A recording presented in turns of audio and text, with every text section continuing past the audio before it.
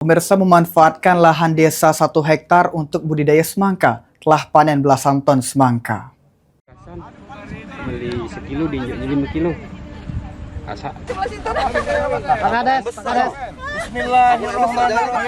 Badan Usaha Milik Desa atau BUMDes Desa Karangan memanfaatkan lahan milik desa seluas 1,5 hektar untuk ditanami semangka. Pemanfaatan lahan ini menjadi salah satu upaya desa dalam meningkatkan pendapatan desa, sekaligus memberdayakan potensi pertanian lokal. Dari lahan tersebut, BUMDes Karangan berhasil melakukan panen perdana dengan hasil mencapai belasan ton semangka. Kepala Desa Karangan Yayan mengatakan, pemanfaatan lahan desa melalui BUMDes ini diharapkan dapat terus dikembangkan, sehingga mampu meningkatkan pendapatan desa serta memberikan manfaat bagi masyarakat.